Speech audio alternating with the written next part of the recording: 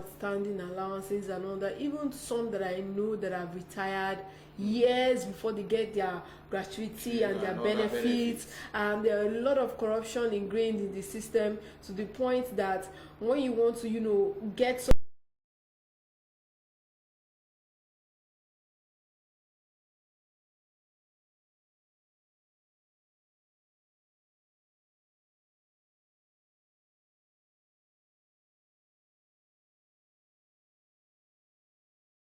pension benefits. Okay. And she came and she told me that the benefits was like, I think, about 1 point something million, and they already told her from the place that if truly she wants to get that money, she should be willing to forfeit 250,000 out of it. Allegedly, even though this story is true. I know the person that personally told me I'm alleging, and we're in no way, talking, directing it at anyone in particular. Of yes, course. Just trying to shed light on some of the, corruption that are ingrained in the system. So even at that, let us continue to speak facts into the fact that most of these uniform people, they get carried away with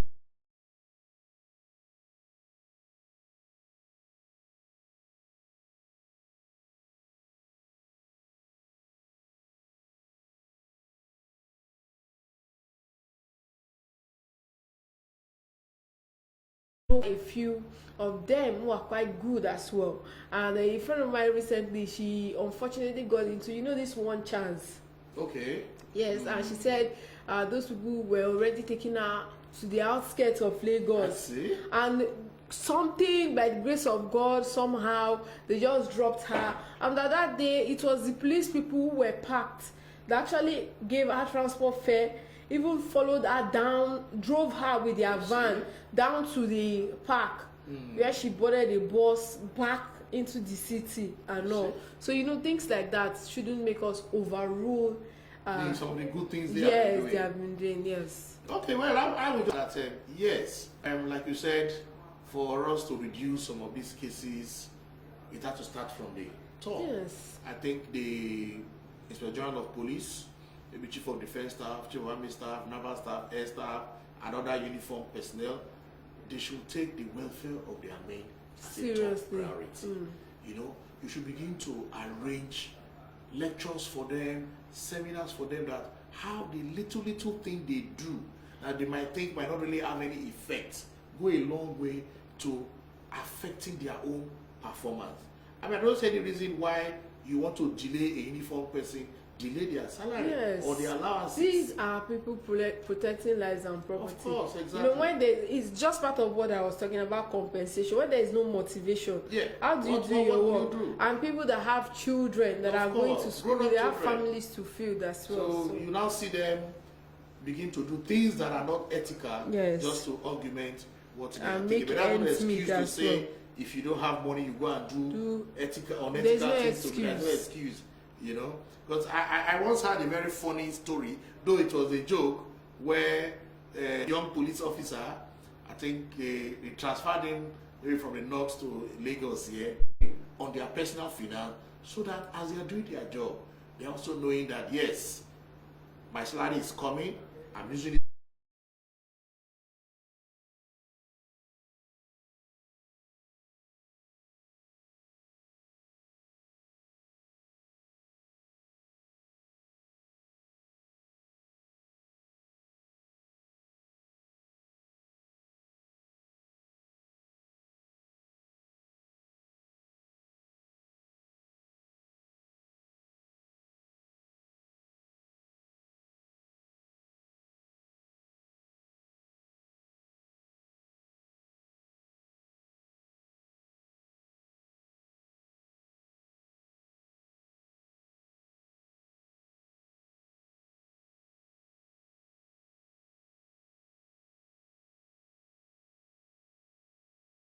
You have no uniform, you can also have a side there.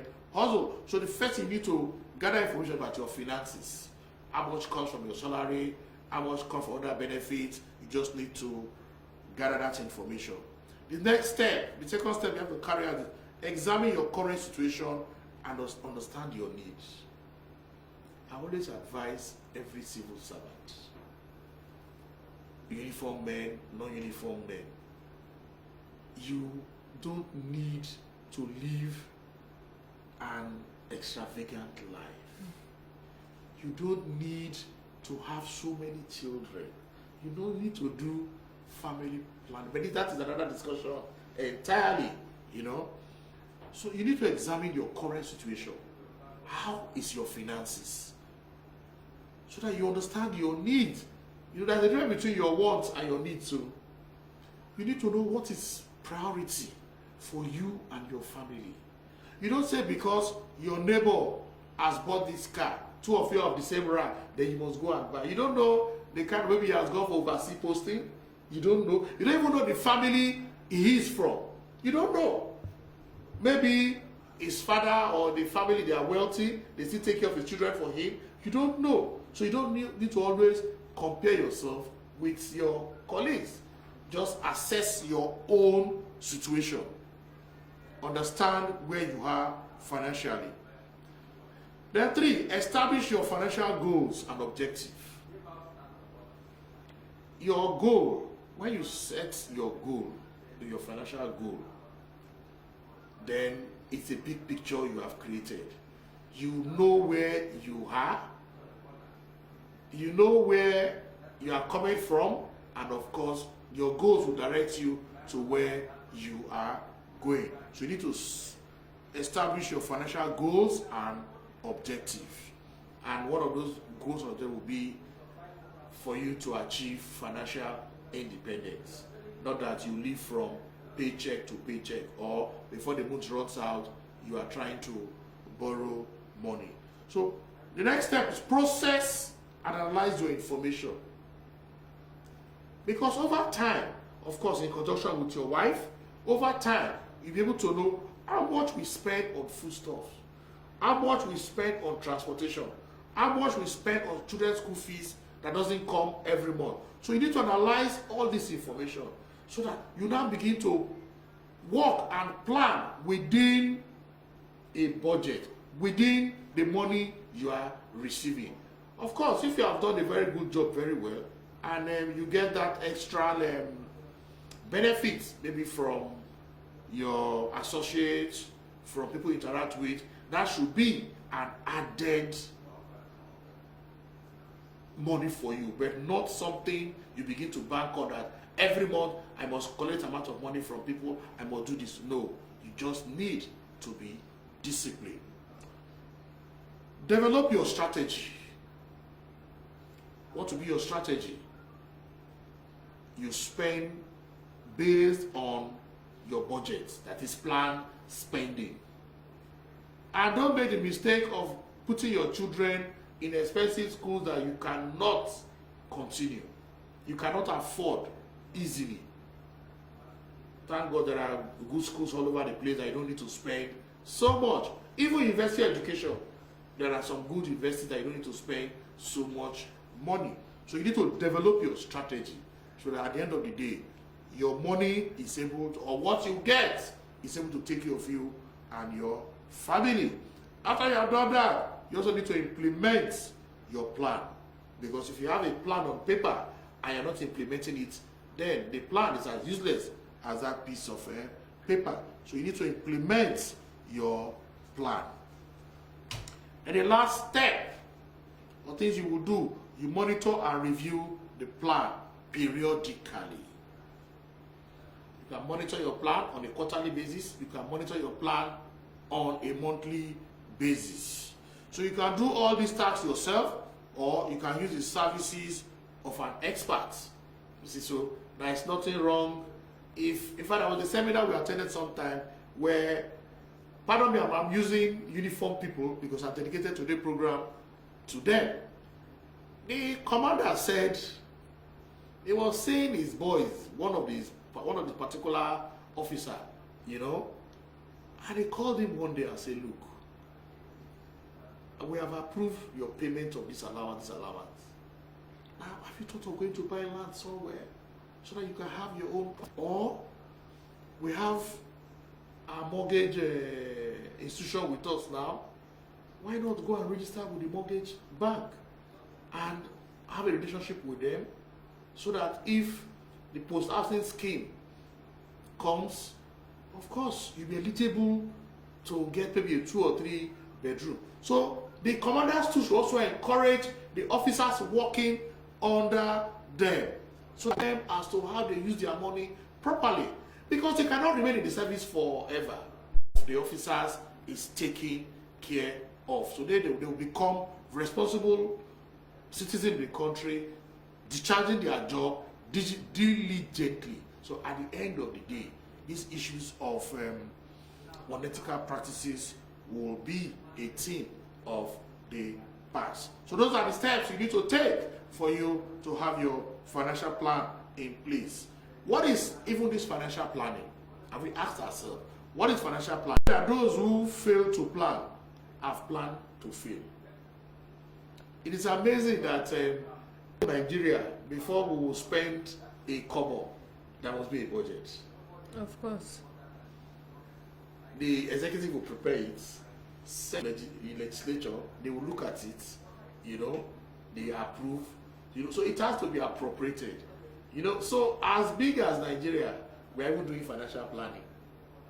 And compared to you as an individual, all of us need to do our own budget, or what I call your planned spending. You need to look at the money you are expecting from your salary, and look at your expenses and make sure that it is balanced. Always make sure you have a surplus budget, so that at the end of the day you have money to save.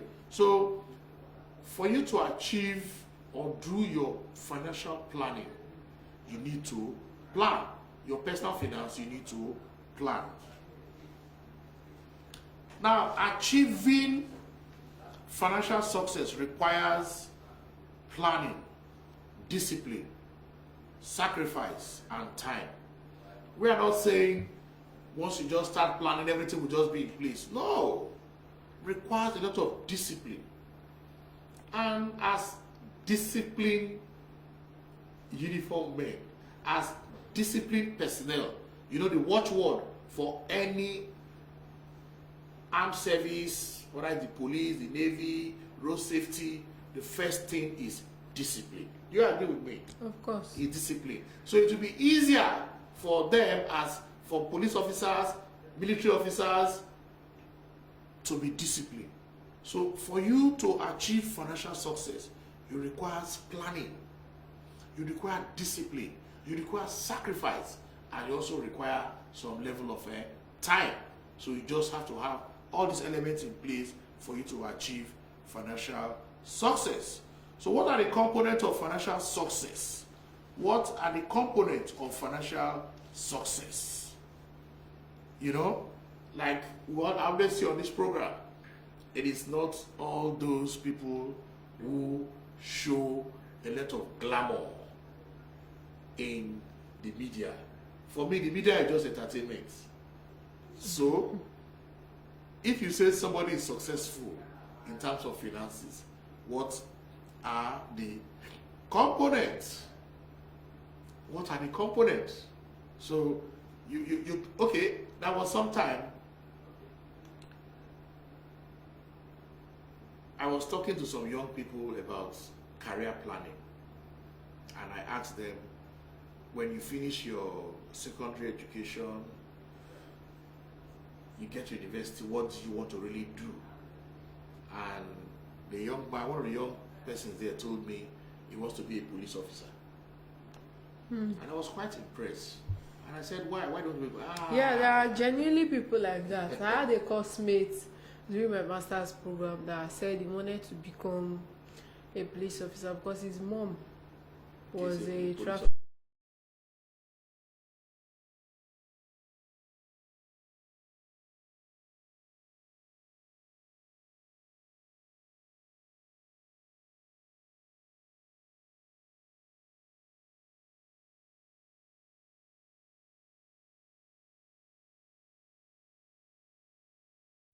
And he retired, and he became in charge of security in that neighborhood, landlord association and all that, and advising the landlord association.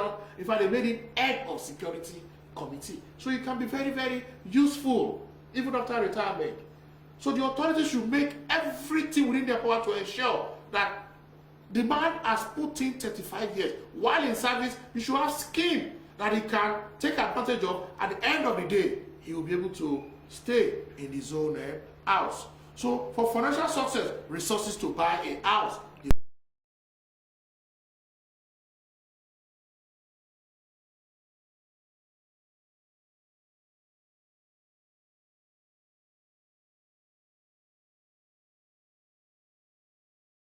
To what he's used to, you know, and let him be able to maintain that lifestyle. Again, I'm not saying the authorities are not doing what they are supposed to do, but the serving officer or whatever should also have their own role to play. Don't go and have so many children, at the end of the day, you cannot take care of them. Financial independence, that you don't even need to depend on anybody again for you to continue to live your life. Maintaining a lifestyle during retirement, that is the same lifestyle you were used to, you should be able to maintain that lifestyle. Peace of mind, you also have peace of mind. A legacy for your children in case you are no more. So those are some of the components of financial success. Component of financial success. So we believe that if they are trained properly, they are taught the basis of their personal finance, at the end of the day, they will be able to live a very peaceful life while even in service and after service. My next question will be, who does personal financial planning? Personal financial planning, who does it? Is it for everybody? Is it for a general in the army? Is it for our senators? Is it for our ministers? Is it for captain of industries? Who needs to do personal financial planning? Everyone. Very good. Personal financial planning is for everyone. Whether you are the Bill Gates of this world, whether you are the Ted Turner of this world, whether you are the that young man that wanted to go to, is it Marx or where? Space. Want to go to Elon space. Musk. Elon Musk. Everybody needs to do personal financial planning. Whether you are rank and file, whether you are an officer in the armed service, everybody needs to do personal financial planning. Because it is the basis of you living a very comfortable life. It is not so. I want to end this. Okay, we still have time.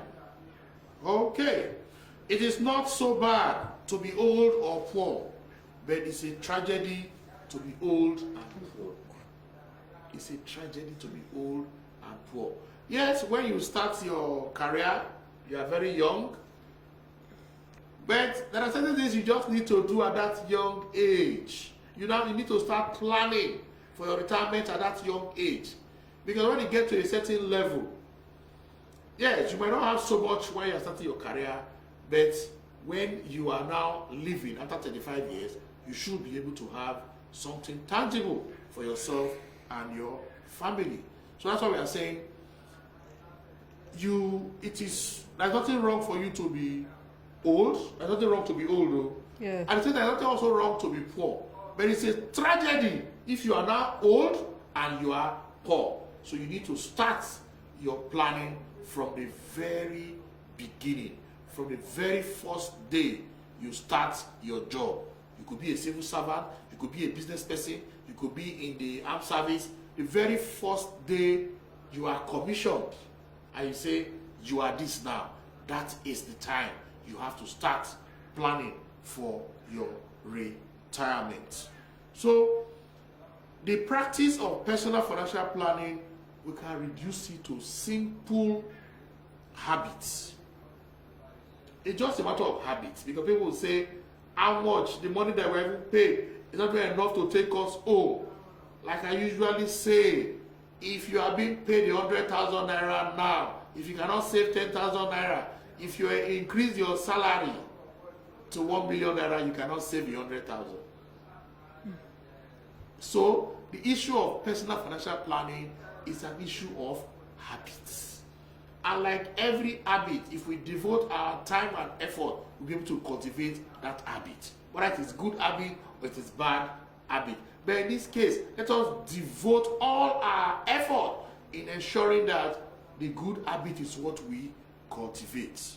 So the practicing personal financial planning, we can reduce it to simple habits. And what are these habits? You set financial goals. Yes, you set financial goals. Save habitually. Like we have said, 10% is yours to keep after you have settled with your creator. Before I forget, I think I've also mentioned that every civil servant, every uniformed person, every business person should go and look for the copy of that book, The Richest Man in Babylon.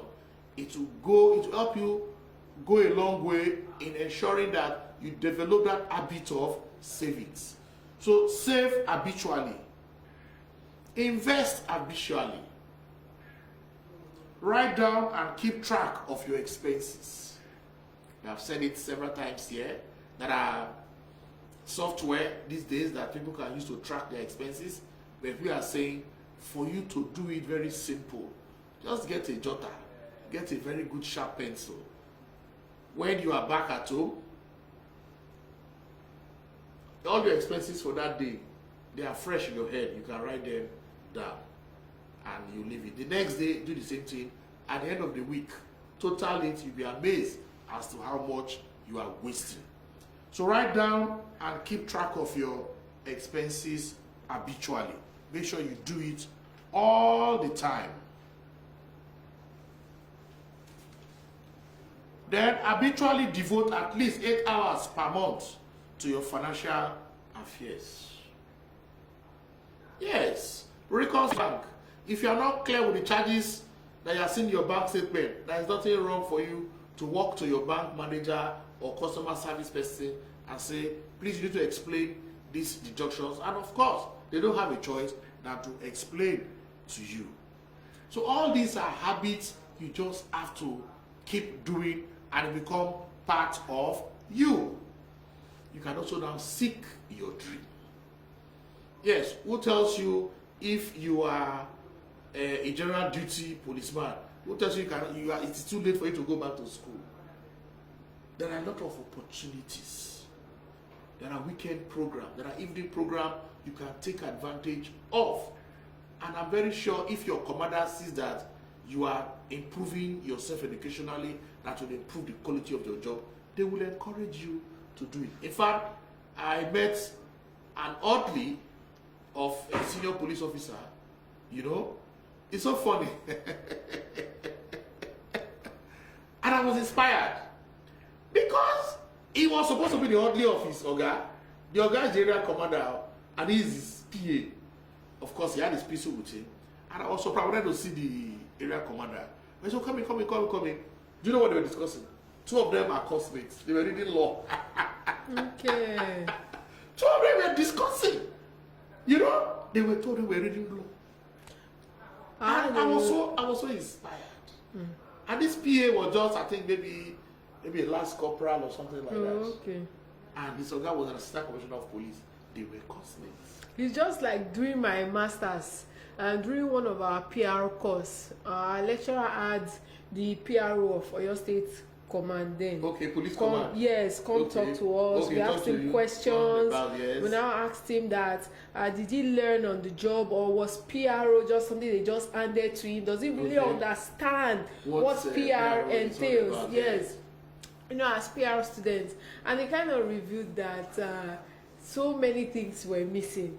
And one of the things that I had from that particular encounter was that man used that lecture as a learning process. Of course, and the next day. year he enrolled for a master's degree in my department To do PR, major in PR. That is yes. what we are saying, you know. So in fact, I was impressed with that encounter, and the PA and the area commander were discussing issues. So when he now told the PA to lead, I wanted to talk with me, and I said that's his classmate too. It's his PA. The two of them are reading law, you know. So, and they were not just even in year one, they were about almost running up going to law the school. program, yes, to go to law school, you know. So you can see that you can also seek your dream. If you know what you want, you can seek your dream. Yeah, I think I will end this segment by saying all tasks are difficult before they become easy. The best time to have planted a tree was 20 years ago. The second best time is today. Thank you. All right, thank you very much, Mr. Charles, for that lovely session on the Investors Education Series for today. Also, this is where we draw the curtain for the Afternoon Business Show for today. It's the 2nd of the month of August. Join us at 4 p.m.